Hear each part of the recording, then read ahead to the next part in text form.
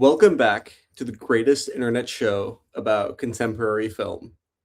Right, Looks right, like a right. movie with Mhm, Doug and Owen and mhm. no other host, Nobody else. notably nobody else. Um, this week, we will be talking about Maggie Gyllenhaal's The Bride, her much awaited, pushed back a Hollywood follow up to The Lost Daughter, um, filled with movie stars. And then we will have some news to talk about. Nothing like crazy, but we'll have some news to talk about. But first, like always, Owen, what did you watch this week? Yeah, I mean, continuing my stuff last week where I was talking about 80s Godard. I had seen Hail Mary a few years prior, but it's one that Project I Hail wanted. Mary. Right, very different movie. I assume I haven't seen the new one, but I don't know how much uh virgin birth is in the new one. Um, but I want to return to that um and check it out, and then I watched it again with an audio commentary. Um, Of Godard or like a researcher. so it was Hal Hartley and I forget the other. It was some guy who worked at, I think, the Museum of Moving Image, I think, but I'm not sure exactly on that. Um, but Hal definitely very inspired by those 80s Godard films. So I watched that, but I mean, it's very interesting how Hail Mary it's like 70 minutes, but also uh at the beginning there was the Book of Mary, I believe, which is uh yes, the Book of Mary, uh Anne Marie Mielville short film that was made separately, but she, like, longtime collaborator of Godard, made film separately, same subject, sort of, uh, has a kind of through line there. But the first 30 minutes of the copy that I watched is the short film, and then it goes into Hail Mary, and then the audio commentary is for both of them. Uh, Really good short film, but I definitely prefer the Godard section, I think, just in terms of the kind of stuff it's getting into, but they feel pretty cohesive in terms of there being separately made films. It feels like they kind of were made uh, more intentionally than it kind of seems like it was. But I think just because they were long term collaborators and had worked together for a long time and had very similar interests in, like, style, they kind of feel like they were made by one person. So I watched both of those twice, once with the commentary, once without, and then I wanted to check off some Hal Hartley films that I hadn't seen.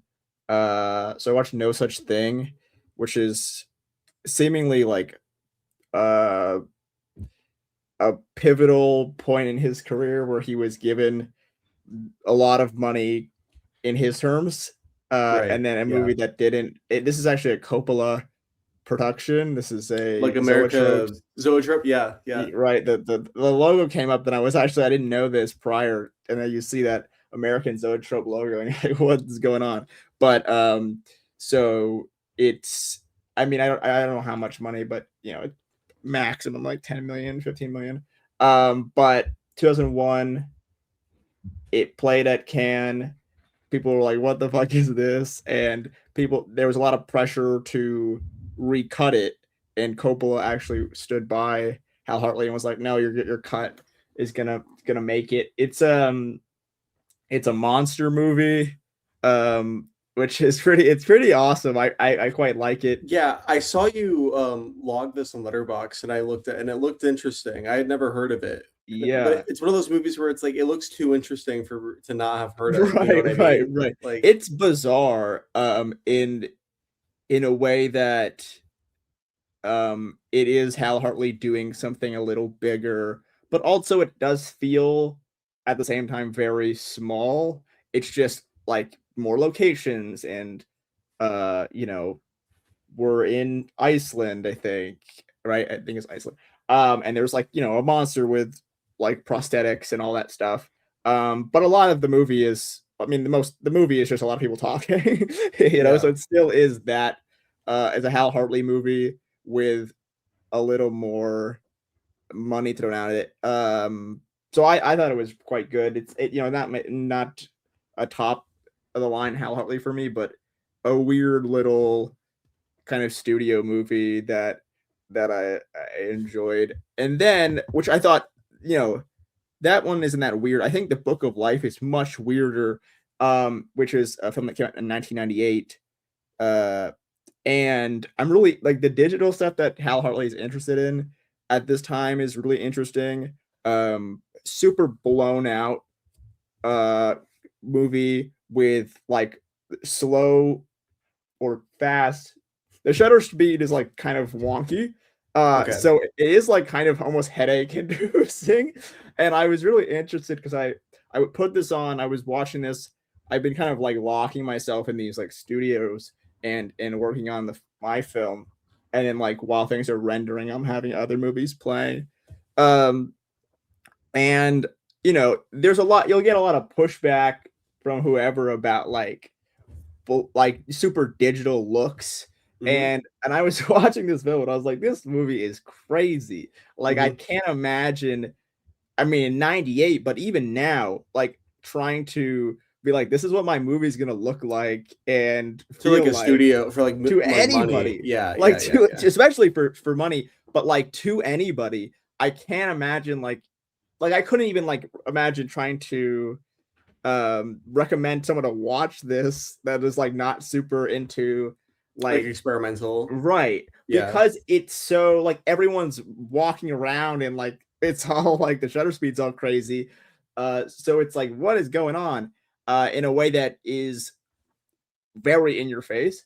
Mhm. But I thought it was quite beautiful. And the movie is about it's like one character is playing Martin Donovan is Jesus, and then there's Mhm. Satan's in the movie, and there it's like it's and then but they're in New York, and it's like it's about to be Oh, 2000. yeah, okay. And so it's like it's very um but that part is like the normal part, I would say. Yeah, Like the no, yeah, Jesus and Satan in New York is like the normal part. yeah. The overblown digital shutter speed stuff is the very crazy stuff. But I was just kind of taken aback about how sort of radical it was in terms of and so the way that people just like can't really deal with anything that's not because there's these rules that we place on like what a movie should look like and all that stuff. And this is very much like just like going against it almost to just like see how that feels and what that does and how people react to it and relate to it. Yeah. Which I think is I was interesting. I was actually I was okay, not to go on a Yeah, yeah, tangent, right? But I was actually thinking about this, yesterday, where people go to these really nice film schools, right? And they, yeah. like, learn, all about, like, filmmaking and Hollywood filmmaking and whatever, and they, like, they learn, like, so many skills, right? But Hmm. they are tied to, like, these rules of, like, "Oh, this is what a movie, um, like, this is what, like, it's supposed to look like." Hmm. Which isn't like, I don't think it's a bad thing, but the line has moved in the last 50 years so Right. much to now it's like, well, traditional Hollywood, cinematography looks, Worse. bad. Yeah, no, it looks worse now, like, Right, the right, rules right. are worse. Well, I always Not think like about like, they don't have the the skills not to do it, they just, like, were taught to do right, it this way, right. right? Yeah. I always think about the shallow focus like epidemic that we're sort of in, right? And Yeah. the shallow focus stuff, really, it's like people are like, "Oh, this is like the cinematic look." And I'm not Yeah. even sure like that's something that people are being taught, but it's just something like people have come to believe that like to make it more cinematic. And I also think like the iPhone and like kind of like the iPhone having this like uh the normal The cinematic photo, mode right, and the is cinematic and the and it's portrait just mode. yeah, like, shallow and focus, it's right? like It's just it's separating the subject from the very funny background. because yeah, there's just a way that people kind of have come to do these things. And but also I don't know, I especially like the the engagement with experimental cinema is not traditional. So you're just gonna follow the, it's always like, someone has like a mood board, it's like they want everything to look like Joker or something. Yeah, well, it's all like lighting is really flat now. Mhm.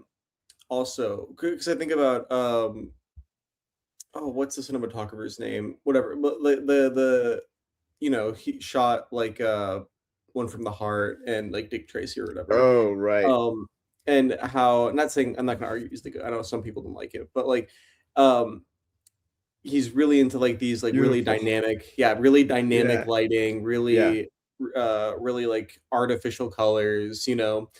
that is just not, that's so like that's so radical now. Like if you try to make something like that now, it's Mhm, and like mhm. a big like big production. Yeah. Kind of like how like those Batman movies, right? Right. Well, I Um that's why I love Joel the Schumacher.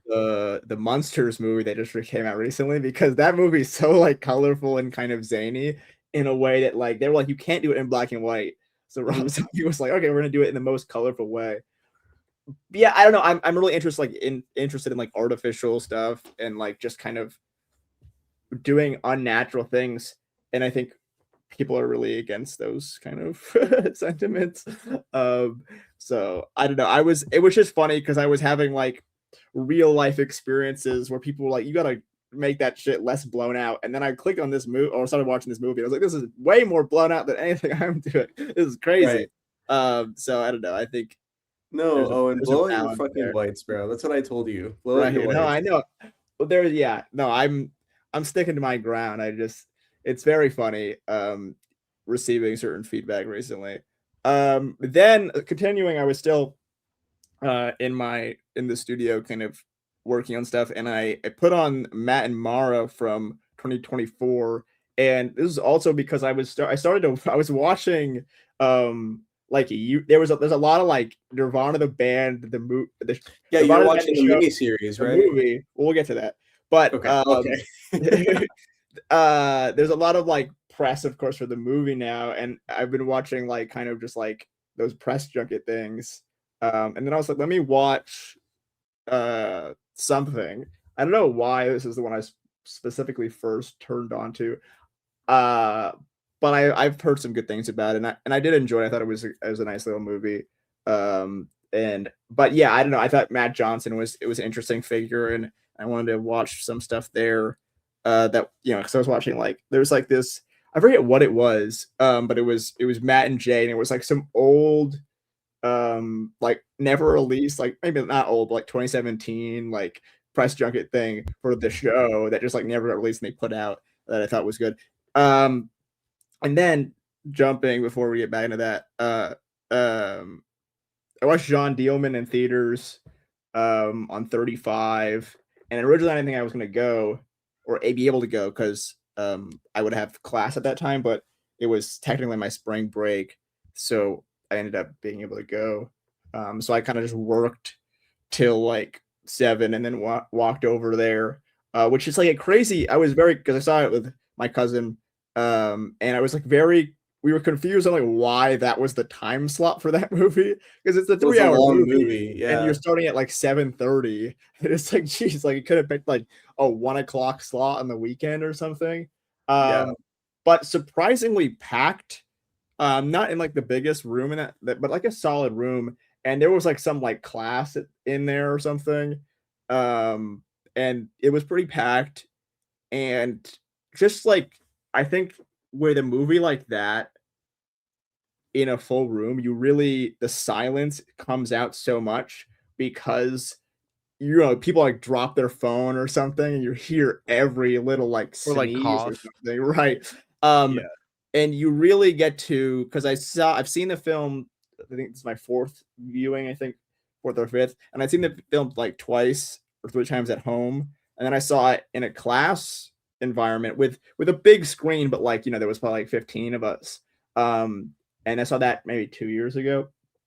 But to have it really in a packed theater, on print as well, you really feel the environment and the atmosphere of that film.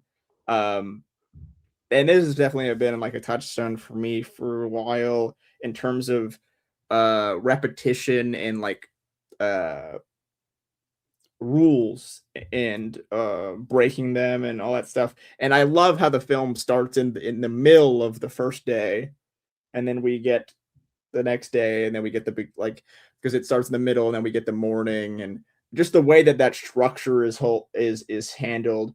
It's quite brilliant. I was very interested in the print because I was wondering like what was um maybe issues on the print or just stuff I hadn't remembered because there was parts where she would walk far away and it would get quite blurry or out of focus or there'd be random like kind of uh maybe I don't know. I was also interested in like how like uh imperfect some of the framing was in ways that Mhm. maybe I hadn't remembered because I think sometimes you kind of get caught up in like the idea of the film and what you would imagine the film or remember the film being like.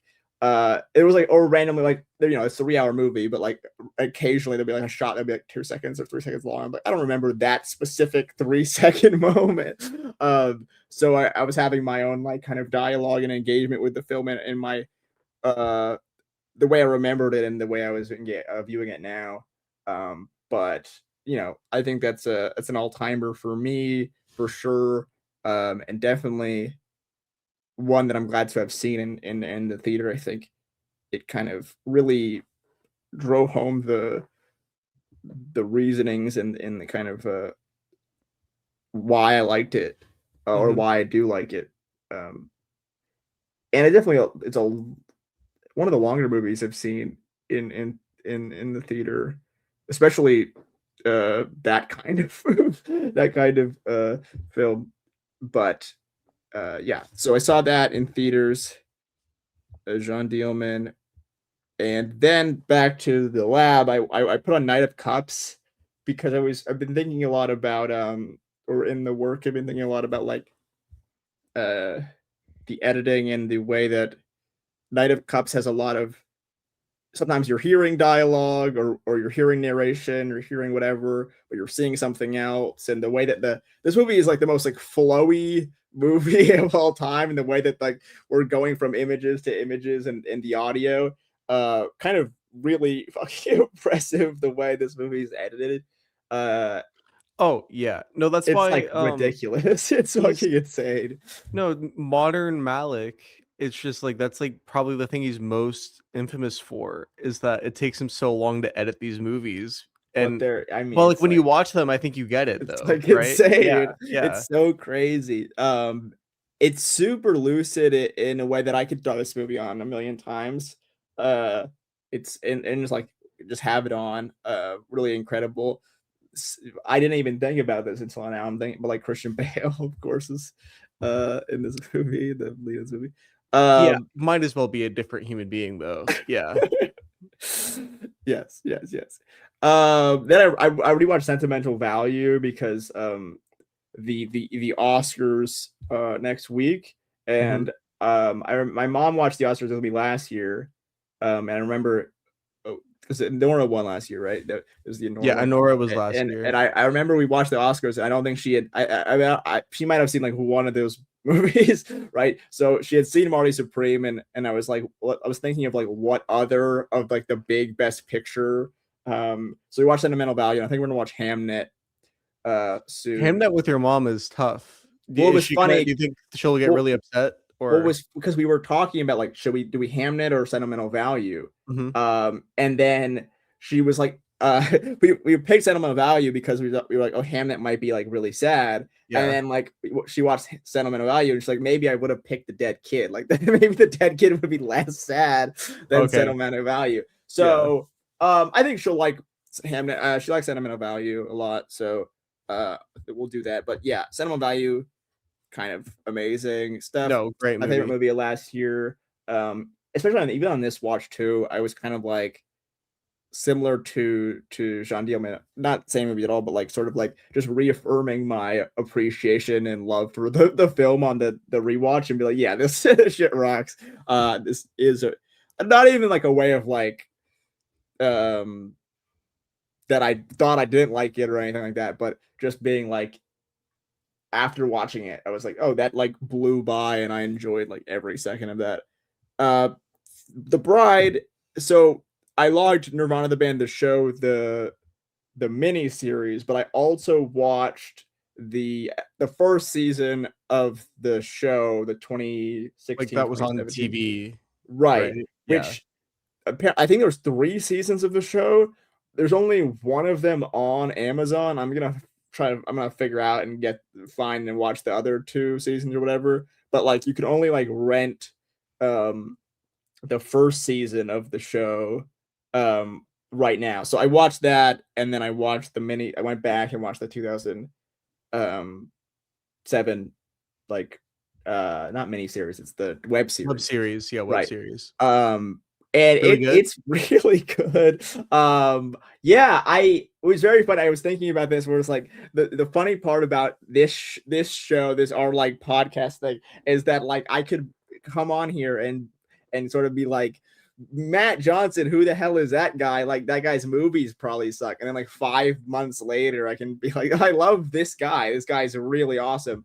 Yeah, And a lot of people are gonna like groan and moan and be like, we've been telling you this for forever. No, Matt Johnson's had a really like not like I guess cult, right? But Yes, definitely. it's not very big. I think like before Blackberry came out, he was a pretty obscure filmmaker broadly, just with like a cult following. Yeah. Now the cult is like pretty big though. The Matt Yeah, Johnson yeah. pretty big. So I'm hopping on the mainstream bandwagon. I think I will like, from my personal experience, I remember the Dirties poster specifically kind of being like off-putting in a way. Is that him on the Well, Dirties? that's what's so crazy, because it doesn't look like him at all. It looks like some like scary guy, but it is him. And Okay. I, like for a while, I was like, I did not. I don't think the comedy and like what Nirvana the band, the show is, never really got to me in terms of like that being the brand and the style of him. I always just kind of knew that Dirties poster, and I know it's about school shooting, but like the Matt Johnson isms of it, I haven't seen it yet. I will see it soon, but like none of that was ever really conveyed to me in a way that like I understood. So I always just like knew it was like, okay, there's a school shooting movie, and then he made that movie about the BlackBerry, and I was like, I was kind of not really sure what was going on there. Yeah, I wasn't super sure either. Yeah. Then because of Nirvana the band, the show, the movie, it was like, okay, this is different. This is something else that is interesting. And then just a lot of interviews of him really got me on board. He seems like a really intense guy. Like really, but I think really funny, and I really like there's like Letterboxd interviews where he's just like shitting on movies and stuff. And I was like, this is really good for the ecosystem, and I like that there's a guy like this who's like, there's so like in the Nirvana the band, the show, there's just like really not obscure, but like there's movie posters of like art house films and like, you know, stuff, really cool stuff like on the walls while they're talking about like random bullshit. So these are like clearly guys who like know their shit. And the filmmaking aspect of the show is quite great. So I don't know. I'm really interested in it. I'm gonna see the movie soon. It's not playing like super close to me, which was annoying because I would have seen it by now. But I'm happy. I'm sort of glad that like I waited and I watched some of the show and some of that. But I'm excited to see the movie because I think I'm gonna really like it, like I like the other stuff. And then I'm gonna check out some of the other stuff too, which I'm excited because I think I'm pretty sure I drafted Tony. Not that it matters for our like thing, but I'm excited to see that too because I think I'm interested as well. It's like BlackBerry because I remember that came out. I didn't see it. I know Kevin saw it. You didn't see it. People right? really, I didn't see it either. People liked it. People liked it a lot. people So I'm interested to see there like were some his people that like died on like it's one of like the 3 best movies of the year. Like they were right, dying on the hill right. for it. Yeah. No, and I can see it. I mean, I'm interested to see like his. I know he's in it, like he's acting in it, but I'm more so like He's like a it, side character. Yeah. right. I want to see like what I think about like him directing other people that's not the show, because the show is like very specific. But it has such an interesting not to do too long, but like the show has such an interesting like kind of quality of you're constantly guessing what is real, Mhm. which I think is really interesting. And I just saw a clip of him talking about the movie, which has like time travel elements, Mhm. and they're talking about like how the show sometimes in the show they'll do things that are like very obviously fake. Like there's an episode in the show where Matt is like Daredevil and like is like beating the shit out of people, and it's like very over the top action, and like you're like, okay, this is he's not actually beating the shit out of random people. Um, but he was talking about how like that those were like kind of always saved for like holiday episodes or like special episodes, and like the standard normal episode they would try to keep it like very on the ground. Is this real? Is this fake? Like what is? But the magic of the movie they were talking about is like it's a time travel movie where it's that part is like so obviously fake, but you're still doing that like is this real, is this fake, even though they're just time traveled, which is like the kind Yeah. of craziness. So I'm really excited to see how they do that. But it the whole show it is quite impressive in the way of like the hybrid form that they kind of mix in like real people and then the more staged elements. Mhm. It's really impressive, especially I mean the miniseries is great in terms of like these it's very low budget kind of put together, but the form and craft of it to make that stuff believable is quite impressive. And I think they're really funny too. I'm always interested in like funny stuff and comedy. I think especially performance wise, I love and I think I'm like I'd love to have these guys in more. I think especially with this being popular, like I'd love to see them get more opportunity. I mean, Matt seems to be off to the races directing all these things, but even as like performers, I think Jay is not even really in much else in terms of like an acting thing. I think he'd be awesome acting and other stuff. I think they're both really funny. Yeah. So yeah, I'm like totally on board. I've like binged the stuff and now I'm like this shit rocks and I'm yeah. So I'm excited to see the movie, but the show and the web series is great as well.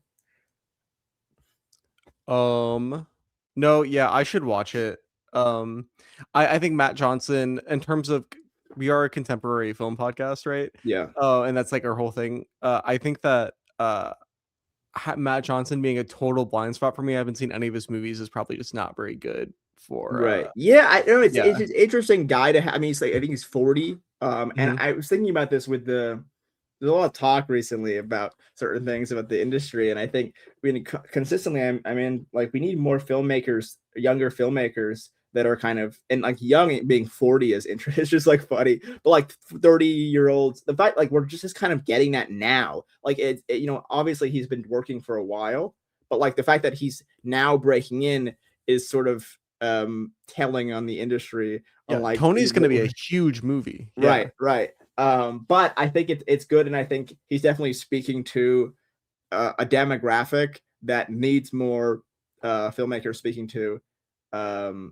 in terms of like just like younger people. I think we just keep making movies for younger people made by not dudes that are like 70 years old. And I'm like, I love old man cinema, I do, but like I think the being more contemporary with our kind of lenses. Yeah. Yeah, exactly. Like Matt That makes Johnson, sense. he's like a guy in his early 40s, right? But he Right. has like It's younger super like sensibility. millennial, like Yeah. yeah, or maybe I don't know, but like I've been thinking a lot like about like in the way that like the music industry works in the way that it's so fast. I mean, a lot of them like all the popular music is made by like 20-year-olds or whatever. Like right now, like in terms of like I mean not you know what I'm saying? Like in terms of we're not having the name like fucking 20-year-old directors or something like that. Yeah, Right. It's music like well, because It's it's so different. instant. No, of course it is different, but I think there's a big part of like the reason why there's like a kind of 'Cause, more like, current. Netspend could Right, make rap you music could never when have a Netspend director. exactly, you can't have a Netspend director because like, Netspend's, like, 21 now, but, like, Netspend, when he was 16, like, starting being a rapper, right, and, like, trying to Right. make wa and, like, making waves, Mm, it's so much harder to do that as a filmmaker because, the cost of making a rap song in your right, parents' house like, right. No, basically 0 compared to making a you can movie. record a song in your closet, and Yeah, there's not it's exactly. nothing about skill. It's and also like you could record that song in your closet and you can upload it in 10 minutes, Mhm. right? Or you Yeah. could and then you post it on TikTok or whatever. And in terms of like, I mean, you could post things on YouTube or whatever, but a lot of these movies take years to you finally end up seeing it. I don't know. I think I don't know Yeah, what we have to marketing for a do, movie but is so different than marketing for music also, because like, movies require your full attention, and it's also, like, right. a time commitment, whereas a song requires, like, half of your attention maybe, Mhm. and it's, like, 2 minutes long. Yeah, you So could just sort of like vibe with it and yeah.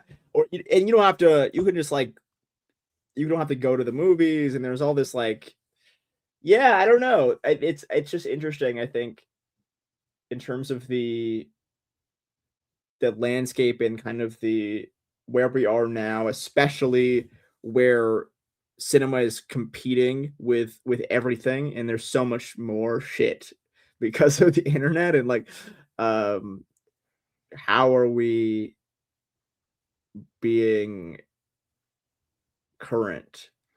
yeah, Right, the Timothy Chalamet right, right, comments about, like, right. the opera and ballet, Yep. um, it seems like it's like a Rorschach test. It's like everybody's, like, interpreting what he said differently, Right. Yeah, yeah, yeah. but not to talk about what everybody else is No, saying. no, no. Like, what I kinda got from that, when he said that, I was like it's to me, it sounded like he was like, "Oh, like, I don't wanna do movies if movies aren't popular," you know? Mhm. Um, like, in the way that, like, opera and ballet are not popular, you know what I Right. mean? And to me, it's like, that made me sad, and it's not about his character or whatever. I'm not gonna be like, Timothy Chalamet's evil for saying that, like, you Right. know? But it made me sad to think about because it's like that's how a lot of and I'm not even saying that he really believes that or not, but that's what he said to me. Right. But it's like, that's how a lot of people I think feel about cinema, where Mhm. it's like they are invested in it because it's popular, but it's Right. not, its popularity is waning. So then, uh, a lot of the better this a lot of like the best, uh, a lot of the best filmmakers will never make a film. You know what I Right. mean? Because 'Cause they'll never put the effort in to get to that place. It's Sure. kinda like this idea where, like, what if the greatest American novelist never wrote a novel? It's like Mhm. I think that's, like, we're just there with movies now, or you know what I Yeah, mean? for sure. I mean, it's I think it's a weird spot, and I think even on the Timothy thing, like, I think you yeah, I mean, it is a medium where it's like, oh, you wanna be famous, you wanna be an actress or whatever. And I think that's always been like an issue. I think that's been an issue I've had with him recently, where like his choices definitely uh revolve around that kind of like the star thing. But I think in terms of like the industry, we need somebody who does like want to be a star. Um, but I think more to his comment, I think I felt like it was a lot of like we don't. It's really it sucks that we have to be every word show or where we have to be like go to the movie theaters, please. And I think that part is you don't no one wants to do that. I don't think anyone wants to do that in any art form or anything. Like want to be like, hey, please, like we're in kind of like a begging to stay alive thing, which sucks. But I don't know. I think there's something there in terms of the wanting to be, seen because but I don't know if that's I don't know. It's not always too necessary or important to have this kind of but it's gotta, I don't know. There's like the industry, it needs to the innovation of it definitely helps with the there's Yeah, a lot of money tied to the industry in a way that I don't know. yeah, well, because like it's expensive to make movies, right? Right. Because there's so many people involved in doing it. Yes. But I've been really frustrated about the actual like artistic side feels like it's kind of getting like lost a little bit. Right. Even in like our like major pop filmmakers who are like these are like the popular artists, like Christopher Nolan. It's like Yeah. Christopher Nolan, I think, is a good filmmaker with like that does interesting stuff. He- I don't think Christopher Nolan is like one of the greatest artists, you know. And Christopher No. Nolan, he relies so much on this like spectacle fetishism where it's Yeah, of like course. oh yeah the it's not only IMAX is IMAX on like film projection with the taller Right. aspect ratio Right. because the screen is taller and it's like that's not a reason to see a movie. You know, that's Yeah, not a reason yeah. to make a movie. You know what I mean? Right. Like, so I don't know. We're in such a weird spot. Yeah, I don't know.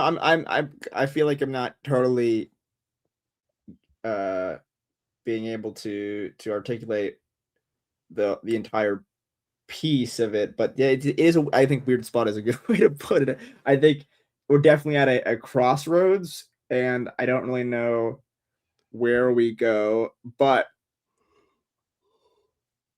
I think people are a little nuts and No, of maybe a course. little way too online, and I think Yeah. it says there's something about like I remember like the Iowa Debris letterbox thing or anything. There's not a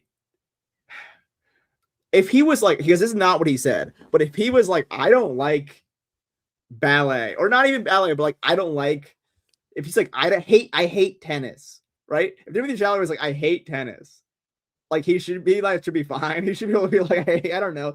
I think like it's like fine if he like doesn't like something or thinks something sucks. But I Right. don't think that's not what he said, of course. But I think it'd be totally fine if like the Jesse Buckley thing where she's like if she didn't like cats or something. If she didn't like cats, like that's fine.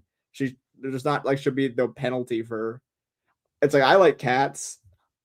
I'd go to a ballet, sure. Like, Well, but I at said the I end of think the day, it's it like doesn't even matter what these people are saying, right? Like, because like them as performers in movies is as a, like is should be different from their personalities in real life, right? And I don't think that you right. need to be that as like not you, Owen, but like you like everybody in the world.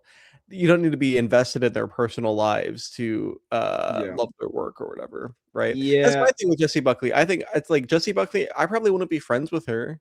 You know what I mean? Right. She seems like a little just not the kind of person I'd be friends with in interviews. Okay. Um, she's still one of the great actors. You know, Right, I love her right. in movies, right? So Yeah, like I don't know. I don't know, it just seems to be like it's also it's tough because it's like we're at the cusp of the Oscars next week. It just feels like it's we get very teamsy in this What is country. sports, bro? This should It's very right. It's very like I want my guy to be the best guy. So whatever, we're gonna find some like bullshit to take you out on. And when there is not really any valid bullshit, it's like some random, it's like it's very silly. And it's like you don't have to like Timothy Chalamet. It's like no one's asking you to like Timothy Chalamet. I just think people are being a bit unfair. Have you seen like there's like all these videos of him like in Japan like doing like crazy shit right now? no. He's like on like game shows or like talk shows. Like there's like one where he's like on a hammer and he's like hitting like I don't know. It's like very he's doing like world tour like silly like just like dancing with old people and stuff. Just doing like Marty Supreme promotional Yeah, stuff he's in doing Marty Japan. Supreme promo. But Yeah. like it's like he's doing all this stuff, like people are like freaking out.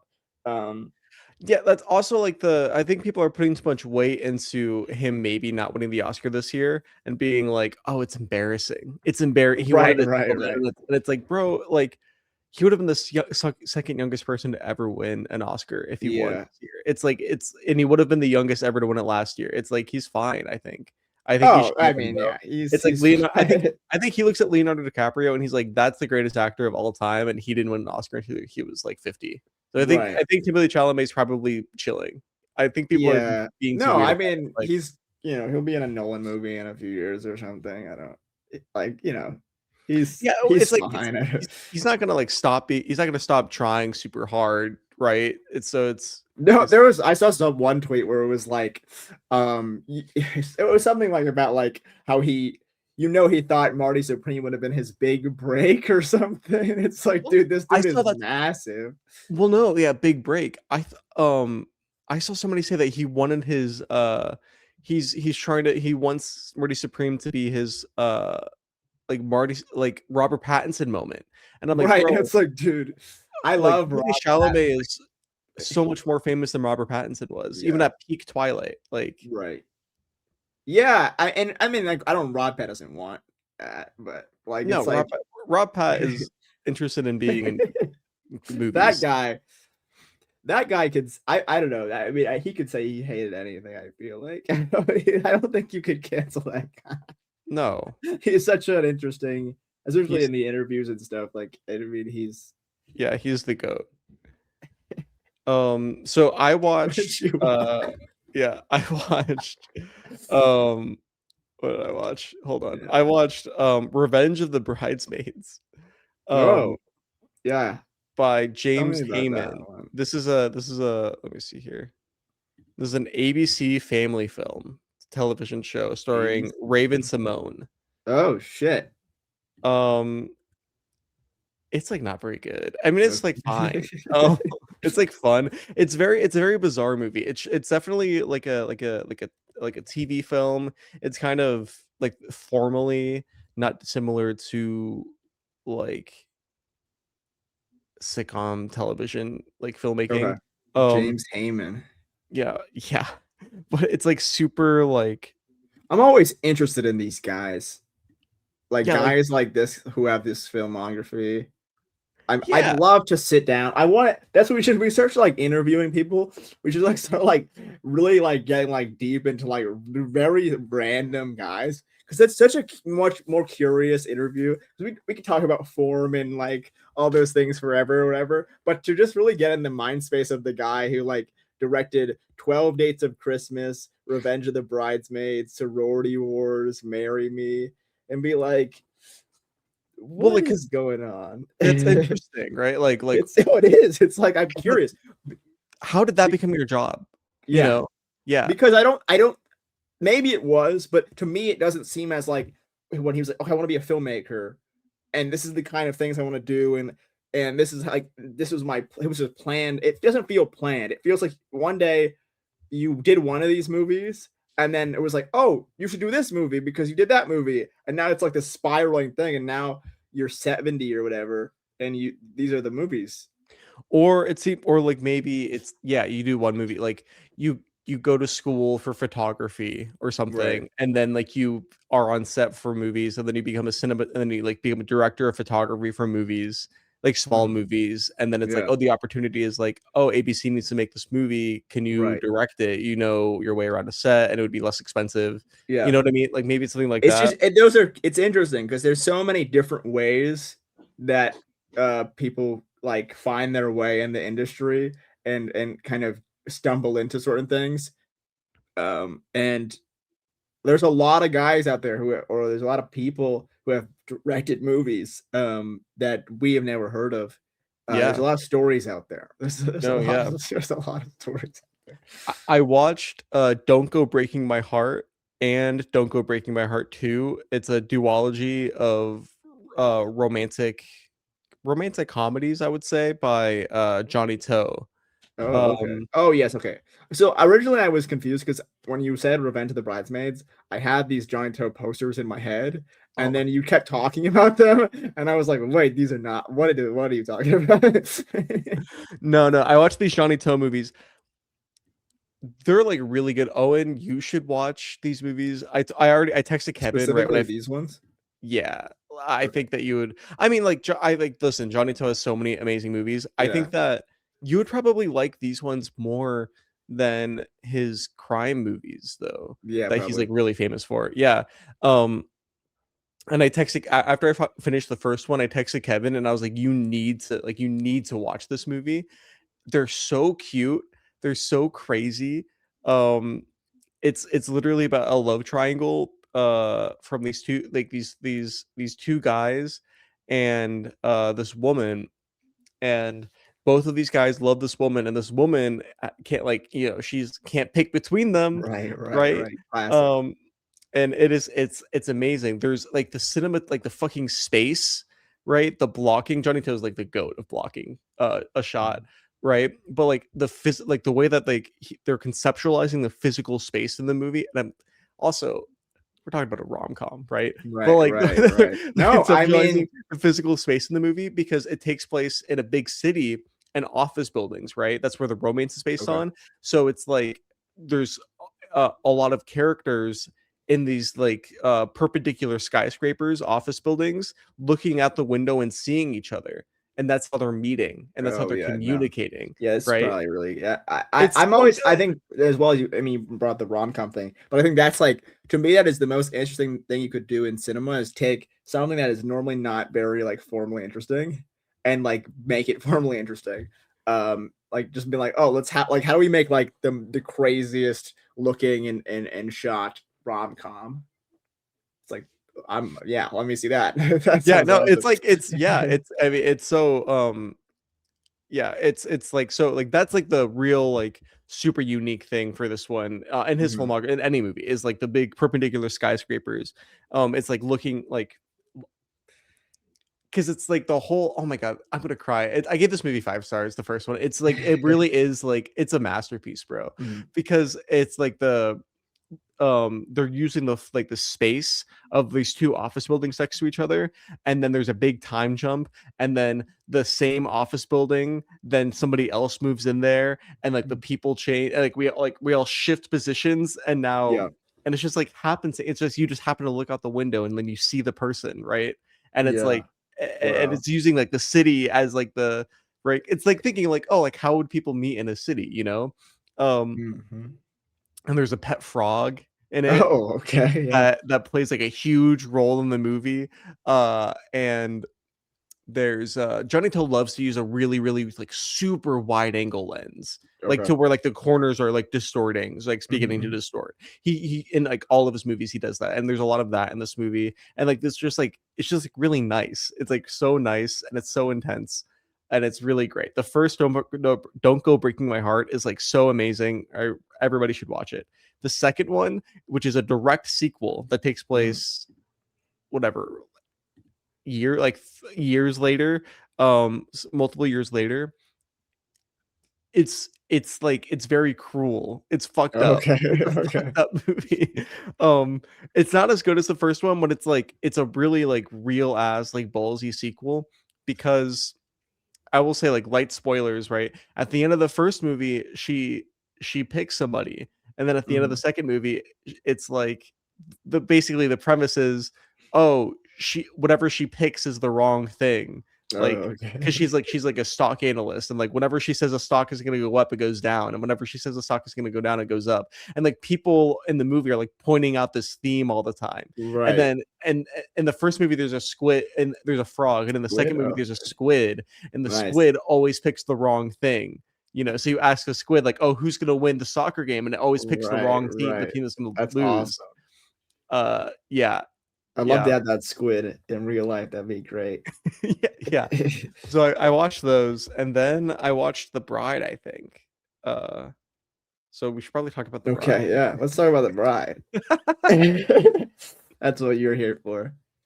Yeah, You're The here Bride, which is Maggie Gyllenhaal's. Is this just her second film I think so. after The Lost Daughter? Maggie Gyllenhaal, very famous actor, actress. Um, Kind of moving into like auteur director mode. Listen, I wanted to like this movie. Owen did like this movie. Yes. This movie, it's like a sequel to Frankenstein. Mhm. It takes place like after the events of the book Frankenstein, but none of it's like real. It's like Mary Shelley is like, in terms of like the narrative of the film, right? It's like Mary Shelley is like is like kind of losing her mind, and she's like, I always wanted to tell this story. I never even cared about Frankenstein. This is the story I always wanted to tell. Right. Yeah. And the story is about Frankenstein making a companion, Mhm. and like, I don't know, bro. Uh listen, Yes. Yeah. Well, so Mary Shelley possesses.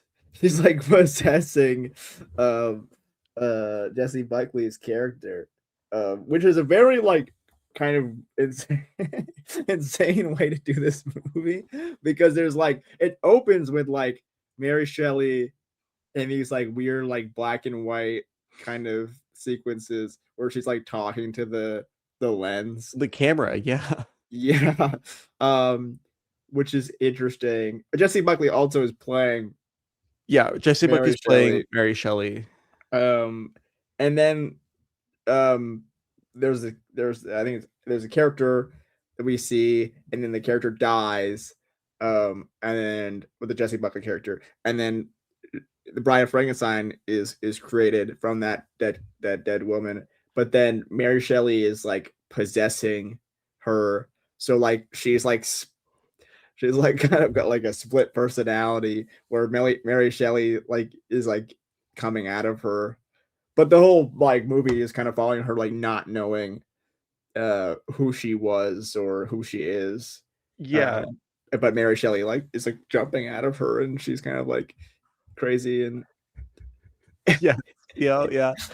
Bro, this movie's horrendous. it's so interesting. I think it's very, I don't know. It's bizarre in a way that I enjoyed. And I did. It's a little long, and I think it kind of is definitely a mess. But I found myself kind of thoroughly engaged with its bizarre kind ofness for the whole runtime. While watching the film, I was thinking like, oh, this is fine. Like, this movie's fine. Like, Right. it's not great, but this movie's fine. And until they got to the goddamn like ball, where With Ronnie Reed. yes, with Ronnie Reed, Freaking right? Ronnie Reed. And then I was like, bro, what the hell is going on? And then it just got worse from there. I was like, what the hell is going on? Okay, I will say, elephant in the room for me, this is like ancient feminism, bro. Like, this is like, no, like like, this is like a Sure. feminist Right. film, right? But like the feminism is like, what? You don't think a girl could do this? You don't think that a girl can't be a police officer? A girl can't be a look, I'm not even joking. Right. If No, you've seen the movie and you're listening to this, the movie starts out, and Frankenstein is like, I'm looking for this doctor. I'm Right. looking for this doctor. I wrote many notes. Ma'am, can you please show me this doctor? And she's like, right. well, I am the doctor. What, a Right. woman can't be a doctor? Right. And then No, definitely. It is definitely. That is then the Penelope movie. Cruz is a detective, and her whole character is like, what, a woman can't be a detective? What are you trying to Right. say? A There's girl a can't lot be of scenes detective? where like all the other like shitty cops are like yelling, and like she's like, "Hey guys," like, and they like don't listen. Well, but like, those scenes don't make any fucking sense because they don't know who she is. They don't know who the fuck she is. It's like, what And she just walks into the room and is like, "Guys," like, and they like don't listen. Because who is that? Who is that lady? Like, how? Right. No, that's true. I didn't think that's true. No, I mean, yeah, it is very like 101. It is also like a lot of it is like, I mean, there's a big part of the movie is Frankenstein digs a dead body up and is like, all right, we're gonna bring her back to life, and she's gonna be my wife. And then she wakes up and she's like, I don't want to be your wife. What the fuck? Who the fuck are you? And I mean, like her having like any sort of choice about what she does with her life is a part of it, which also is kind of, it's very simple and whatever. But I mean, that stuff was, it's like silly and whatever, but it never really bothered me in Oh a my way god. that I It's it like was so much of the fucking movie, no, bro. I know. It's like every character in the movie is just like, what? You don't think that girls can do a thing? Girls can do anything men can do. Yeah, and I was like, What is real, but it's like true. saying it in like that tone. It's like I was like, yeah, girls can do that. What? You yeah, don't think girls can do that? Or there's a scene where like the boy detective, opposite of Penelope Cruz, is yeah. like they always look. They're freaking out just because it's a girl speaking her mind. Why does nobody freak out when really we should be paying attention to girl astronauts? And it's like, Mhm. dude, Yeah, and I what was the like, fuck? true. I was like, yeah. I was like, that's exactly what I was thinking. She's like holding up everybody hostage with a gun, and he's like, they're just mad because it's a girl's telling the truth because a Right. woman is speaking her mind. And it's like, Yeah. and then there's like a Joker montage. Yeah, Um, it is a little jokery. But I thought it was better than the second Joker, especially. I mean, I haven't seen the first one in fucking forever, but I was like, yeah, I like this more than Lady Gaga and whatever is going on over yeah, there. sure, that's fair. I didn't watch that movie. I also I liked it more than I will say I liked it more than Del Toro's movie. I did not. I Here's my did. thing about the I Del did. Toro movie. That movie is 7 hours long and the most boring thing. This movie is like, what the fuck is going on? I was like, this is crazy. There's too many things going on, and it's a messy movie. But I had much more fun with this than Del Toro's Frankenstein. It's a hard head to head. Okay, I straight up like the Del Toro one more, right? But Right. that's also, I don't hate that movie. But I don't think it's great, obviously, because it's not. The head to head comparisons to the weaknesses of the movies are tough though, because that Del Toro movie is so miscast with such bad performances, right? So what did you think? Because I assumed you thought the performances in this were really, really bad. Here's the thing. I think the performances are bad, but it's Right. like I don't think that like it's miscast though. You know what I mean? Right. Where it's like in Del Toro's Frankenstein, right? Oscar Isaac, I think obviously Yeah, miscast, which is miscast. bizarre because the role was fucking written for him, right? But yeah, obviously miscast. Like he just like is not bringing the correct energy to Yeah. the part, you know. But his part is like it's not like poorly written, you know. It's just like you need to get a different actor in there. Uh, Mhm. this it's like, yeah, bro, Jesse Buckley and Christian Bale are not doing very good work, in my opinion. But also, like, they're doing better than anybody else could probably. Sure, You know what right. I mean? No, I never I was like, "Oh, these guys, I like these guys. These guys make sense." I Yeah, thought Christian Bale well, originally, I think when the movie was announced, it was very Christian Bale as, well, the monster, but in this movie, he's Frankenstein. He's well, he Frank. just like it's like He's like, Frankenstein's like "That's my" that's a right, surname. Yeah, that's his last right. name. Which I thought it was fun.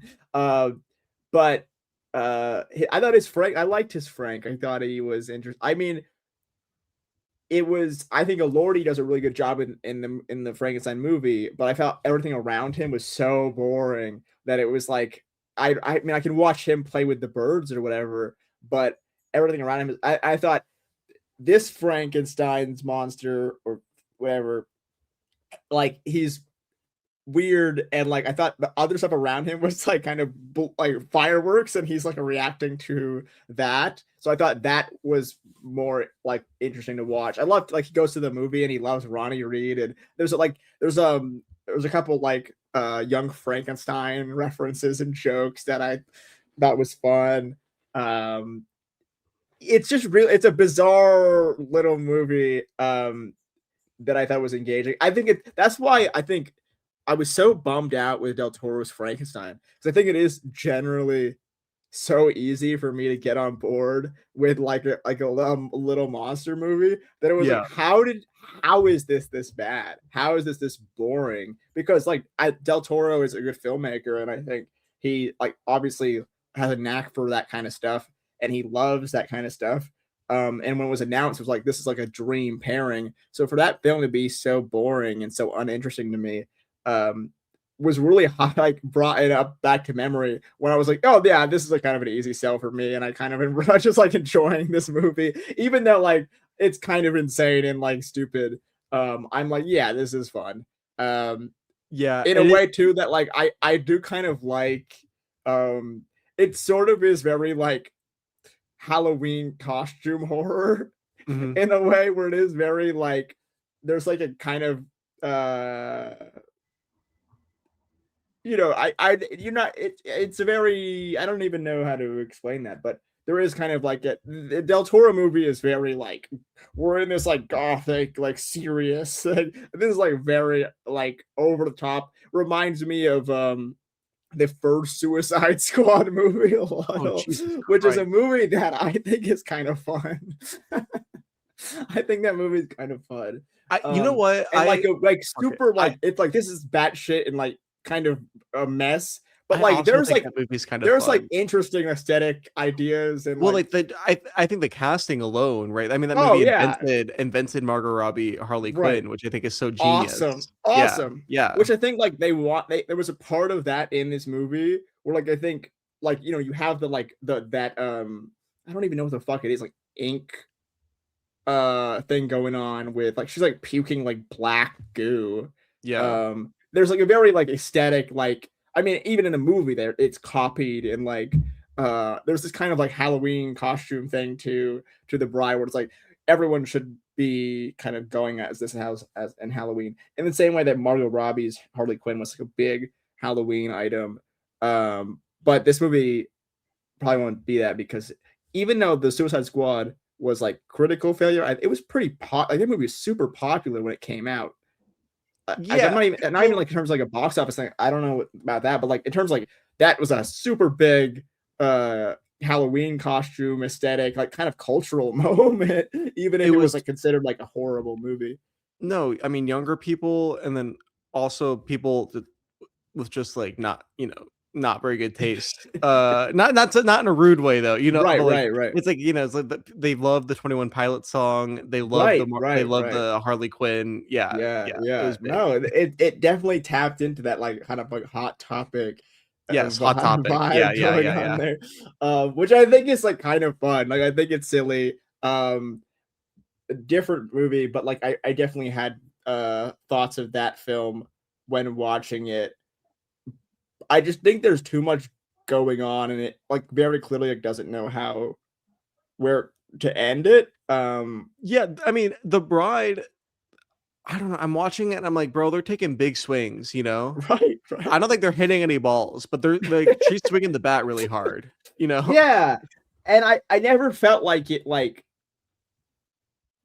all felt they're swinging in the same area. I felt like, it's like it never felt too out of place of like where it started. It felt like it kept kind of punching the same wall.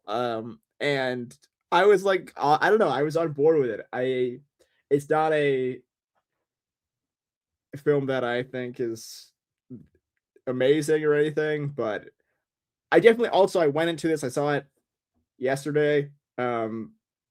I went into it basically everybody being like, "This is the worst movie ever," It's and I not. don't think It's it's not the worst that. movie ever. It's not the I worst movie do. ever.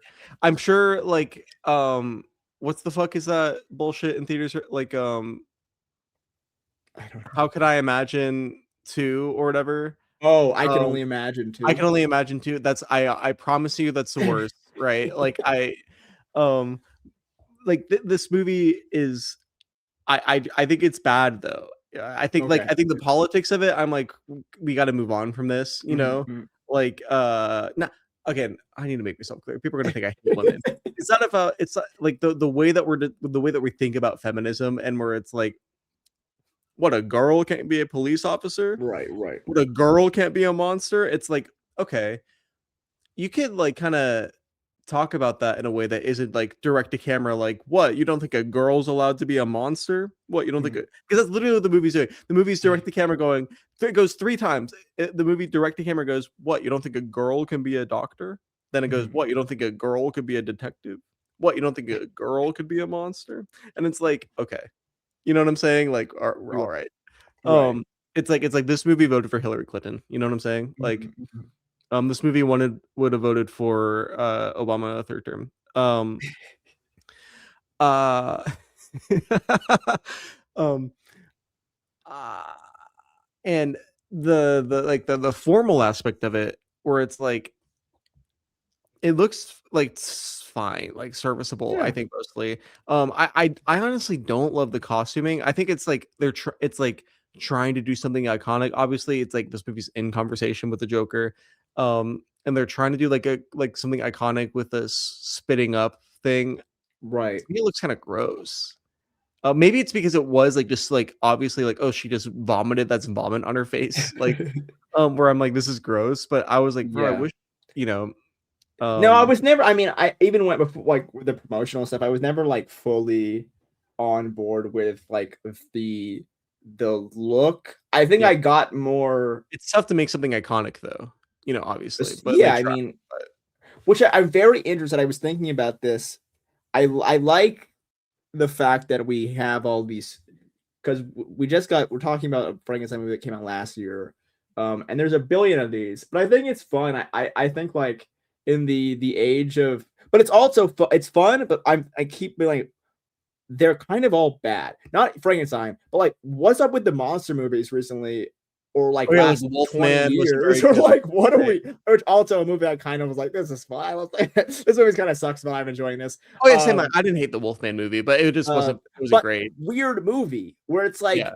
it's like it feels off in a way, um, where it's and I brought up the monsters earlier, but I think something about that movie, it kind of totally captures like the not schlock, but there's like a cheesiness to those old monsters movies, like the old that like that's not. I don't know. This was kind of cheesy in that in a different way that I enjoyed, but there's some issue that we have that like we can't really do. We're struggling with our monsters. I don't Well, like that whole like that like what is it, the monster universe, like what was the fucking like they have like oh, the they try to do like the universe, yeah, the with Tom dark Cruise, universe. the Dark Universe. They Yes. tried to do that and then it failed. And I like that Leo Manel like Invisible Man movie, but it's very clearly like being like this is a It's serious very Invisible Man. self-serious. This is like it doesn't. There's no guy with a hat and glasses, and it's It's very self-serious, no irony. Like, and I think even like James Whale and those movies back then, like they're serious and they're kind of emotional and they have all these things, but they still are like kind of have this like natural goofiness to you it. know what it is? There's a little bit of like I feel this way at least with the Invisible Man in terms of like the concept. The movie's fine, but like the concept of the movie, Yeah. where it's like it's almost it's like insecure. You know what I Right. mean? It's like insecure to be a monster movie. It's like Which I think that movie's great, but I don't think it's a very great Invisible Man movie. I think yeah. it's a good like horror movie, but there is something in that where it feels like um the comic book movies that you would get like early 2000s sort of thing, or like even the Dark Knight vibe a little bit, where it's like I'm not a superhero movie or Yeah, so something. we had like same Sam Raimi Spider-Man and Ang Lee Hulk and then some Right. other stuff, but those were like the big like the major works. And then like the superhero movies after those were a reaction to that. A Right. rejection of that even. Right? Yes. Yeah. And I think we're in this thing where it's like they've done Dracula a billion times. They've done Frankenstein a billion times. How do I be different? And I think there's a loss of like what makes those things interesting or Well, I think that fun. is why I think aesthetically I think there's so much. I mean, I just think the Nosferatu movie is a little bit of a disaster. But the Yeah. Nosferatu movie though, in theory though, that is like it is like, hey, this is Dracula, and it's not embarrassed. It's not embarrassed at all. Mhm. It's Yeah. like this is a monster movie. Here's Mhm. what the fucking monster looks like. He looks like a Right. Romani monster. Right.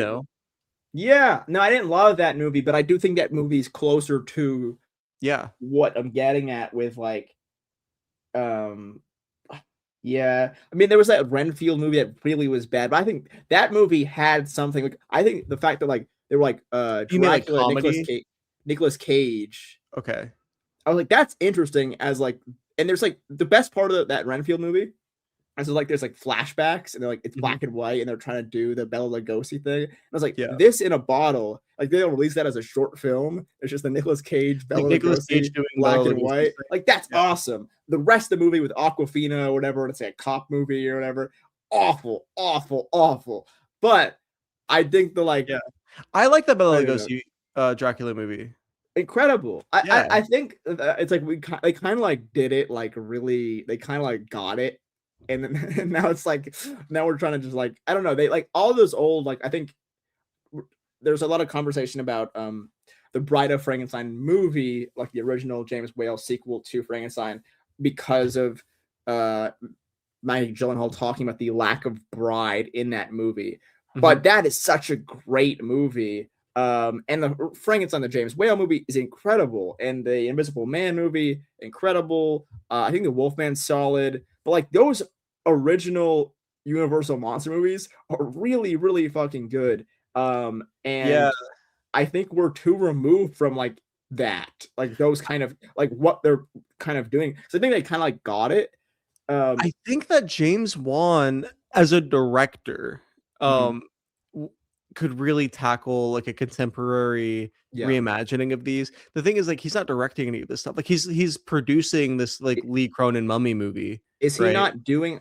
Is he directing or only producing the Black Lagoon thing? So this is what I was gonna bring up. Because like he's attached to this Black Lagoon thing. I don't know. Like, is that movie gonna get made? Because that's Right. what I mean. Like he was the perfect director for that, you know? Right. Because he did the Aquaman movies, right? Which Right. had like this like super like funny Yeah. like comedy and color to them. But he also like he does the Conjuring and the Insidious movies, which are so sincere, like Mhm. so like Yeah. I went on like a deep Mhm. rabbit hole because after watching this movie, I was thinking a lot about potential monster movies and stuff like that. And not to get in too deep into my own ideas, but I was thinking about the Black Lagoon thing. And the interesting thing about that is the rights to the Black Lagoon, creation of the Black Lagoon, because Dracula, Frankenstein, those characters are public domain because the characters books are so old. that anyone can make their own Dracula Frankenstein thing. But Yeah. the Creature from the Black Lagoon, despite it being a part of that gang, was like a Universal monster Movie. creation, like Yeah. the original. So only they can make them. So that's why we have like we don't have a billion of those. Like The Shape of Water is like the most like it's like we're inspired by that, but it's enough that we can kind of get away with.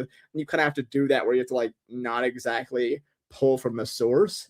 But I'm interested in that a lot. I hope that that movie gets made because I Yeah, think that would be I mean that's that would be so sick. that'd be awesome for Um, James. That would be I mean that would be so exciting. I don't yeah, know what's I going on think with him though. He has so I many think movies. also too, you're right. I think also it's like a horror itself. Mhm. Because I mean, it's not. This movie's not a horror movie. Like The Bride isn't really a horror movie at all. No, it's not. Which is fine. But I think like a lot, like we're talking about The Invisible Man. I was like, that movie's trying to be like a jump scare, like horror movie, like a scare you horror movie. And I don't think these things have to be that at all. Like things can just be like I don't know. I was thinking about this before we started the podcast. I was thinking about like the kind of like some of the bad Tim Burton movies that like I grew up on, and I was like, this kind of gave me that energy a little bit. Whereas like it has a lot of that like gothic kind of aesthetic, like kind of thing going on, but it's not like a horror movie. It's just kind of like has that kind of stuff. Horror movies don't need to be scary. I think that horror fans or like or idea around horror are kind of Yeah. fucking up the genre a little Right. bit because I have this coworker and she's like really into horror movies, right? Or like Mhm. I should say she's really into horror, the idea of horror.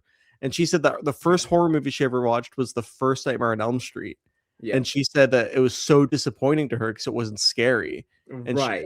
and I was like, well, yeah, no, it's not really scary, but it's like it's a great movie because it's like it's horror ideas, right? And it's Mhm. not, movies aren't really Yeah. scary. Like And that's I think it's an issue because I think like those are some of the best horror movies are most of the best horror movies aren't scary. It's like there's No, like yeah. kind of aesthetic. I like that movie's incredible, but yeah, I'm not watching the nightmare movies to be scared. I'm watching them No. because Freddy's fucking funny and like they're creative and they're interesting super and creative, yeah. it's they're great. But that's also I don't know. I think we're in this like thing where like not even that the bride is like overly, because I get back into like the Dark Knight thing and the realism. And it's like something I was thinking about yesterday. I was like, are there any good video games anymore? And it's like a super side, but like video games having this like realism thing where everything is like trying to be like super realistic. And you had that with movies and like CGI and stuff like that. Oh, is that why you were like, I don't want to play Red Dead?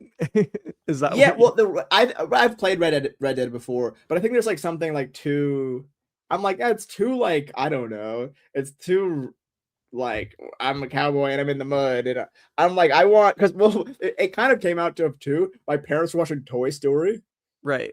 And I was thinking about Woody, and I was thinking about the Lightyear movie that they made, and I never watched that movie, but I was thinking I would much rather, I would pay, and I would be first in line to see a Buzz Lightyear movie or a Woody movie that was just like Buzz Lightyear. Like there was a scene because they were watching the second Toy Story, and it opens and Buzz and the T-Rex are playing a video game, and it's like a scene, and it's like Buzz Lightyear but like in space and like doing that stuff. And I'm like, that's so cool. Why didn't they just make that movie? Right? It's like doing like kind of cartoon.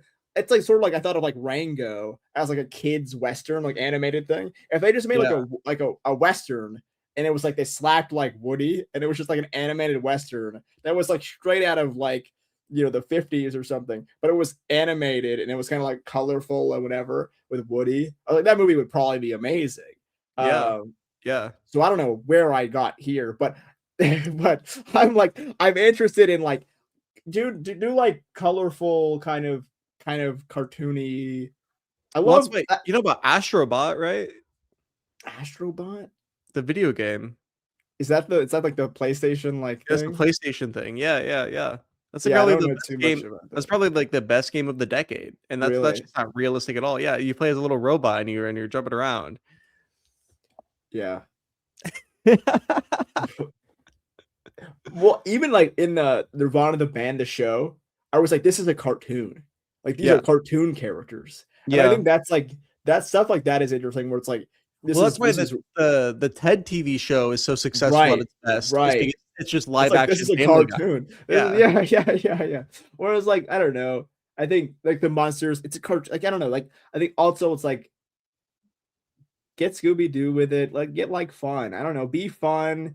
Be cheesy. I don't know. I also, that's why I'm like, I wasn't really bothered by a lot of it, because like this is cheesy and corny in a way that like it's like fine. And like, sure. I'm like, my vibe with that. I'm like, that's not. I think it was more so like I was like, I wish it like went somewhere more interesting, like plot wise. I thought it kind of just like they're like running away and then like they die, like they get caught and they die. Like I didn't think like was it Peter Skarsgård? Is that who the fuck is that who it was? I don't know. Is that it's Maggie Gyllenhaal's husband? Is that who his name is? Investigate. Peter's. Yeah, Peter's. Yeah, yes, Sarsgaard. Is he a different guy? He's not a SARS. Yeah, he's a different guy. He's a different guy. Off now. I'm getting confused. Bro, calm down. He was in the Green Lantern movie directed by Martin Campbell. Which I actually was talking about that yesterday. Because I was thinking about bad movies that I watched as a kid that like imprinted on my brain. Mm-hmm. Because that movie, I never want to watch it again. I don't want to watch it again. And I don't like Ryan Reynolds at all. But I watched that movie in the theaters when it came out. And I was like, Green Lantern's cool. And then they never made another. Was in this? Yeah, he's like his friend or something. But like I watched that movie as a kid, and I'm like, this is cool. I like Green Lantern. And because I wasn't like a big comic book person, I mean, like I played like some video games and there's Green Lantern and that, but like then they never did Green Lantern ever again. And they're doing this new Lantern show. And but like there's a big horrible. This is horrible. Because it looks like True Detective, bro. They're not wearing rings, they're not wearing suits. Green. I want green. I want color, and I want live action things. Yeah, there was like colorful and like the reveal of the Green Lantern suit, and it's like brown, bro. And the reveal of the ring, and the ring also has like no green on it. And I didn't like the Superman movie, but low key, my favorite part was when it was green. It just got all green for 1 second. I was like, yes, make things green, because that's like such a fun character to do. You can do literally anything. It's like, Yeah. okay, you can make your own lantern if you really wanted to. It's a guy or an animal or an alien or whatever you want to make it be. You can make it literally anything. And you But put that's him- why it makes him it in a tough, green though. It makes then it it's like- hard because you have to be creative. Oh my goodness, the fucking horrors, the pain. You just have to be a little creative. There's like, you can literally do anything. And I don't know, I was like mad because I think the Green Lantern movie stinks, but it ruined my life because now I want a good Green Lantern movie. But yeah, I think if I saw The Bride when I was like 10 or like 15, You would be into it. You would be like, this is really good. yeah, I think I don't know. I'm interested, like, I get like a C cinema score. It But got a C cinema score. That's lower than I Yeah. would have thought. I feel like I would, yeah, I don't know. I would expect a lot of people. I feel like people really hate it. Like really, really, really, really hate it in a way that, like, I think like it's kind of normie fine. I think it's like normie okay. It's like it's like totally a like fine movie. And Much the way that, better like, than like, I don't know. Actually, I really. I just feel like there's so much I'm gonna be like, honest. I kind of. hate this movie. I don't know. I'm keep- trying to I'm defend gonna it, but it's like I'm I'm gonna keep not. pushing back. I just think it's fine. I think, like, if you like, I don't know. So I was gonna say, oh, it's much better than Bullet Train, and I'm like, I don't think that's true. Yes, dude, it's I really, so much better. I than really Bullet don't Train. think that's true. I think it's chill. I'm like, Annette Bening, you are that doctor, bro. She is. It's fine. You don't have I'm to like like- look and be like, what? A girl can't be a doctor? It's like, Yeah, no, I without like you could say that. Annette a different Bening. I was way. like, this is rocks, Annette Bening, and then yeah, And that like, was also. I what wish. about- I will say, I think I wish they, like, Ronnie Reed was a bigger part of the movie. I like that, like, they liked the idea of him going. I thought the scenes were like he was watching Ronnie Reed on the movie screen, and like he would be up there. I thought that shit was cool. Like, there's a scene at the end where No, that was great. they're Where they're like having their, talking. and then the movie, and then they're talking. Penelope Cruz It's sees so, them. on the that's big so screen. sick. No, that I was thought it really was cool. There's That was like, the best I part don't of the know. movie. There's like stuff like that where I'm like, dude, I can't lie. It's I think it's fine. I think it's fine. And I wish they went. There's more. I don't know. People are talking about like cutting room floor stuff, and like there's like test screenings and stuff. Where like I think maybe it was a better version of the movie. Not a great movie, but like I think there's. I'm believe interested in that. what Maggie Gyllenhaal's going on A here. director's cut would probably be better because, like, whenever you do test screenings for a weird movie like this, it's like, oh no, we're Right. just like we're No, like test screening this movie is like, I don't know. yeah. It's like, what are you gonna? It's like, you made the weird movie. Just keep going. You're like 90% there, and you're like, what if we just like got rid of some weird shit? I think you gotta go full weird movie and commit to that. But Maggie Gyllenhaal is interesting as like because I didn't see The Lost Daughter, but like that's like an indie sort of movie. Yeah. And then she's like The Bride, and then because this movie is it feels like a director jail movie. It feels like a movie that will lock her away, which is kind of sad because I feel like we don't really have a lot of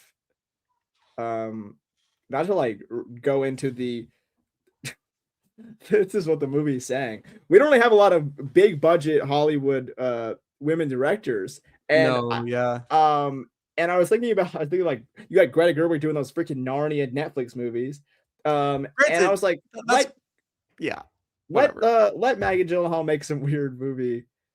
No, I'll see yeah. another Let everybody weird make movie. their weird movies, bro. That's what, yeah, Yeah. I don't know. I just feel like Hopefully they're better than this, but make everybody make their- I don't know. I feel like, but I'm just like, I feel like I'm kind of bummed because I feel like they're gonna like, because she clearly wants to do like big things. Yeah. Big movies. I don't know if and this will put her in director shell. This is like a blank check movie. It feels like this was. it kind of does like kind of feel like you that. could like Also, do whatever you want. Like yeah. What's going? but it just feels like they're like. Do you see the video, or there's a video where like they're like Christian Bale signing things? Yeah, and he's like, I don't care what they're saying. I think you are very good. And Christian Bale's like, what were they saying? And he's like, they call it the worst movie ever. Yeah, and it's like, geez, man. Oh, okay. So it cost $90 million to make. No, it's like an expensive ass movie. Yeah, It's crazy. and it's bombing, and oh, but $90 million is that's crazy. That's crazy. yeah. That's really expensive. That's like a superhero movie. The Lost Daughter. Because the Lost Daughter cost $5 million. Yeah, The Lost Daughter was like a big critics thing. Right. Yeah, I didn't watch this though. It's probably Paul Mescal's in this. Yeah, I didn't watch this. It's probably fine. Jesse, but yeah, I don't know. I don't know. I'm curious, and Maggie Gyllenhaal of it all is very interesting. Mhm. And she called up a lot of people. She told her brother and was like, "Do you want to be in this movie?" And he was like, "Not really." And she was like, "Okay, well, you're gonna be in this small part then." Yeah. No, I don't know. I thought there's like central elements that I thought like that were like in terms of that Ronnie Reed thing. He's always going to the movies to see the Ronnie Reed picture, and then And he sees himself in the Ronnie Reed picture. I don't know. I was like, this is interesting, and I think there's too much going on, and the detective stuff. There's also like it felt very like. In one way, I was like kind of like this stuff sucks, like the detective stuff. But then I was also this like super like old movie where it's like stop showing me these fucking guys. Just go back to the Frank. Like it felt very like who the fuck are these? Who gives a shit? Stop showing me fucking these guys, and I don't know. Then there's like the mob, all the mob stuff. Who gives a shit, like, bro? the mob stuff was kind of like, that's what I'm saying. Like get rid of the mob stuff, or like, yeah, it felt too like the script was too kind of tied to all these like extra stuff, like all these extra things that were never really interesting, as like the central kind of Bonnie and Clyde nature of them just kind of going around fucking shit up. I think as much as like I'm interested to see where it started if talking about cutting room floor things, because I think there's stuff that could be added and there's a lot of stuff that could be removed. But I did enjoy the main thing. They're like the main kind of Franken and the bride kind of just run around. Also, bro, she's like, my name's the bride. And then Mary Shelley's like, the bride what? It's like, what do you mean the bride what? Like what? Like Mary Shelley is like what? Like, are you the bride of Frankenstein? Like how? Like what? Like shut the fuck up. Like right. I wasn't crazy about her returning. Like she's possessing her the whole time. Then like she comes back and she's talking to this. It's very. It goes for it, man. It definitely goes for it. Not all of it works, but I liked it. Okay, that's The Bride. Go see it in theaters. Yeah, go support your fucking local Cinemaplex. We're gonna talk about some news, as in like very little news. Kevin sent us some tweets, bro. I guess he just scrolls film updates to get his news. Because here's the thing, he loves to talk about TV like shit that's not movies. What is this? But Chris Pine is gonna be in a new movie. I didn't see this. Did you see this? It's called Yeti. No, I mean originally I was thinking about the Chris Pine movie we talked about like last week. No, Chris Pine's coming back. It's a new Michael Chavez film for Netflix. Michael Chavez is the director of the Conjuring movies, the ones that James Wan didn't direct. Survival thriller. This movie sounds bad. Yep. This movie I don't know. I like a snow horror Yeti, but the fact that it said survival thriller got me less interested. I think if it was like a horror movie where it was a monster movie. We're getting really into if it was a monster movie where Chris Pine was trying to survive from the Yeti and the Yeti was trying to kill him, I'd watch that. I don't think that's what the movie is, but maybe because the Conjuring, it feels like it should be a horror. Survival Yeah. thriller is throwing me off, but And we'll those see. I like those Conjuring movies that Michael Chavez did. Daisy Edgar Jones coming back in Tomorrow and Tomorrow and Tomorrow film adaptation. It's a very popular book. Tomorrow. If you and saw the tomorrow and if you saw tomorrow. the cover for the book, you would recognize it. It's a very popular book. It's like a Tomorrow and bookstore tomorrow and classic. tomorrow. No, no. I don't know. You've never okay. I've seen these waves, but that's what I'm saying. Like it's a very but not popular. the Oh, do you want to talk about Ben Affleck's AI company? I don't know too much about it. It's like about it? I like skimmed the article. It's just like we're using like AI tools to help like directors like identify problems on set. Basically. Problems on set. Yeah. Let me see. Like what kind of problems? See, that's a great question.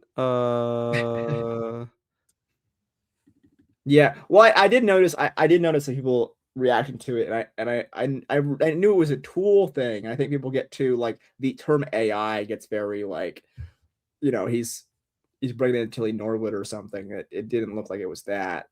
The film will seek to create tools purpose-built to represent and protect all the qualities that make a great story, the nuances of filmmaking, the predictable and unpredictable challenges of production environments, the distortion of a lens, or the way light shape shifts across a scene, Affleck said. We also need to preserve what makes storytelling human, which is judgment. It's not text to video prompts, but instead a storehouse of visual data created by human actors on a secure soundstage and used to train the company's proprietary models. But I don't know what the models do though. Yeah, that now I'm confused more. Anyways, yeah. This is like a nothing story to me, to be honest. Yeah, I know like it caused a big uproar, but I'm like, I don't know. Yeah, I think just because of the AI, I don't know. Yeah, Lee Isaac Chung isn't directing the Ocean movies anymore. Right. Which I saw someone say that Bradley Cooper should just direct it. I was like, "Fuck yeah, dude!" He should. So unless like Bradley Cooper wants to direct something else, because directing a movie and starring in a movie it's very is like all-consuming. Yeah. But yeah, if he would be interested in it, obviously that would be yeah, sick. I worry that I was already like not too hot on this idea in general. But I worry it's just gonna get like Lee Isaac Chung is capable of directing a movie. I feel like it's the leaves for creative differences rarely ends up being a better guy. Right? Like I think the only time I remember it recently was when David Leitch left that Jurassic World movie that ended up being bad anyway, but they brought in was it Gareth Edwards? Yeah, Gareth Edwards. Which is like not even like that big of it's like a jump, but like whatever. I doubt that that's gonna be it's most of the time that's probably gonna be a worse guy coming in. They're making a Game of Thrones movie. That sounds right. That makes sense. They would do that. This Andor guy is right. Yeah, it's like one of the Andor guys. It's not Tony Gilroy. Tony Gilroy is the Andor guy. Right. No, sure. And then I don't know. Is there anything else that you want to talk about? Monsters Inc. 3. Who gives a shit? No, but Monsters Inc. 3 is interesting because they solved everything in the first movie. What if it's just them hanging out for 2 hours? Right. It's like My Dinner with Andre, but it's just like us Mike Wazowski and yeah, we're just catching up with them, seeing what's going on. Animated movies are interesting in terms of like timelines because like I'm thinking like, oh, there's like that kid like Boo is in the first Monsters Inc. whatever. Boo theoretically would be like 25 or something, right? But like animated movies normally just be like, oh, it's next week, even though Billy Crystal is like 80, right? Because like the Toy Story toys, age at like the slowest rate ever because they're We need to toys. we need to stop doing Pixar sequels. Pixar needs to like figure out some good new movies. Well, they came Disney's out like, and they were like, we're not doing woke anymore. Well, no, didn't I mean this isn't Hopper's Pixar?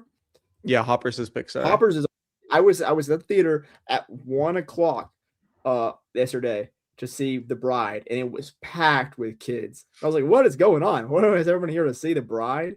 They were here, and they were not there to see The Bride. They were there to see Hopper. Hoppers, which is doing really well, which is cool because it seems like a good kids movie, and it feels like those are like non-existent anymore. Like it feels like we make sequels to old kids movies, or we remake animated movies into live action movies that kids like, or we do the superhero thing. But Hoppers looked fun. seems like a There's a kids Avatar movie. joke in the trailer. Is there? Because it is like there's like it's Avatar for like Yeah, it's Avatar for Animals. animals. Yeah. No, Which- there's an Avatar. No, it's like in the trailer they're explaining what it is to the kid, and the kid's like, "This is like Avatar." Oh, really? Yeah. Wait, that's funny. Yeah, Yeah. no, I'm. It seems chill. It's probably a fine kids movie that it's good to see. I guess the Inside Out movies made a decent amount of money, but again, it's like a sequel thing. To see an original animated kids movie doing good, get people in the theater, always good to see it. Always good. Next week are the Oscars, which we will be talking Yes. about. Hopefully not. I don't know. We'll be talking about the Hopefully Oscars. not what? I was gonna say hopefully. I don't know. We'll do Oscar reactions though. We'll talk about what happened. Me, Kevin, and Owen will all be watching them live. I'm assuming. Yeah. Yeah. So it'll be fun.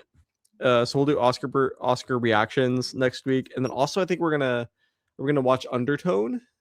Undertone, is that what is that? That's like the sound horror movie thing. It's a horror movie about a podcaster. Oh no, She has I a can't watch that. Yeah, she has a podcast, and then like the sound like yeah. Wow. Yeah, maybe we'll. I don't know. Maybe. You got to tune in to see if we talk about Undertone next week. Maybe. That's the crazy thing about this, because if you I thought that the Project Hail Mary movie was next week. It's the week after, bro. It feels like this movie's been coming out for fucking ever. They do those influencer screenings way too early. What do you mean Cinema Joe saw this shit a month ago? They're trying to influence us. That's what they're trying to do. I know, bro. People are saying it's really to get good. us to watch it and like it. Some of our friends, I can't believe. I don't believe. I can't believe. I don't believe. Some of our friends went to these influencer screenings and they're like, got "No, it's good." I'm like, influence. listen, I love them and I respect their feelings. It's probably worse than The Bride. It's probably, well, I don't know about that, but it's probably not very good. It's probably worse than The Bride. They're calling it like a throwback to 2010 sci-fi, a love letter to 2010 sci-fi movies. And it's like, what do you mean 2010 sci-fi movies? What the hell are you talking about? Avengers, Interstellar, Infinity War. Avengers Infinity War. Okay, anyway, yeah, next week Oscars, probably Undertone as well. And maybe Kevin Mikos. That's a psychotic week. That's a what if it's me and you just have to talk about the Oscars next week without Kevin? No. Oh fuck, we didn't talk about the SAG Awards. Oh wait, yeah. So Michael B. Jordan won. Right, that's the important thing. That was last. Yeah. This is in the gap of the episode. Michael B. Jordan won. Really? Yeah. So I guess here's the thing: is Timothée Chalamet going to win? Yeah. Call her in. I still think so. I don't know. I don't know either. To be, it's tough. I don't know. I saw so. something. I saw something which like it doesn't really mean a lot, but I saw it was like an Eddie Murphy like clip from the 1988 Oscars, and he was like talking about how like black people don't win things, and he like said like the next time like it was like every 20 years that a black actor won best actor or something, and he was like, okay, I guess next time it's gonna be 2004, and then Jamie Foxx won in 2004, and then like 20 years later it was Will Smith. Yo, Will Smith. So like we'll see if Oscar's So White. We'll see if it's Yeah. going to take another 20 years or Michael B. Jordan. I don't know. I think maybe it feels weird. I mean, everyone's like Timothy hating right now, but I don't think that really matters. I don't think any of that really is going to affect anything. Yeah, I don't know. It's there's so many fucking people in the Oscars. People hate right? him. People don't like that guy. I know. But I know. and Michael B. Jordan seems like a guy people like a lot. And if Leonardo DiCaprio wanted it, he could have had it. That's what I was saying, bro. He didn't give a fuck. He didn't give a fuck. If Leonardo dude. DiCaprio had campaigned, bro, He he didn't probably give would a have ran fuck. away with it, He right? didn't give a fuck. Which is Yeah. cool. Like low key. You see the picture of him? He's like fat at the Marty. He's like Yeah, he's doing the Marty movie. Also, wait, we didn't talk about that. We should have talked about that. The Marty movie's real. It's real. That shit's like real as fuck. They're Yeah. shooting it right now. They're in shooting Prague. it. That's why he's not Yeah, campaigning. that's awesome. And there is something great because I do think like, I mean, I do also out of the guys nominated, I think Leo is the best, and it's not close to me at least. Yeah. And if he campaigned, he probably would have just had it, right? But he Right. didn't show up to a single fucking thing. Why waste your life campaigning when you could make a movie? Well, yeah, that's Right? the You thing. already have an Oscar. Exactly. He got the Oscar, and now in his mind, he's like, "What am I gonna?" It's like this or the Marty movie, you know? And it's like Right. clear as day, you know, because he's Right. real as fuck, bro. He's a Right. weird guy in real life, but when it comes to this acting shit, there's few people that are realer than him. Right. Yeah. Yeah, I don't know. Movie's probably gonna be fine. The Marty movie. Yeah, it's probably gonna be like on par with The Bride or something. All Dude, right. like, it's And gonna be- goodbye, everybody. Come back next week to Looks Like a Movie. Like, comment, subscribe. Goodbye. You have to stop recording. I can't do it.